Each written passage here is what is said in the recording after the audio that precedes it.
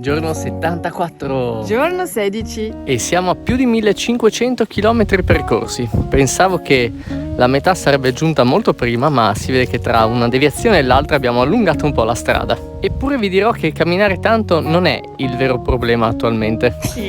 Il vero problema è il caldo. C'è un caldo pazzesco e ci sentiamo sempre sfiaccati, soprattutto nel primo pomeriggio. Mangiamo! Ma ogni problema porta con sé una soluzione e noi abbiamo trovato il nostro metodo. Ogni mattina ci svegliamo alle 5:30 circa e partiamo sfruttando il fresco della mattina. Camminiamo fino a mezzogiorno circa e ci fermiamo nel primo prato con un po' d'ombra che troviamo.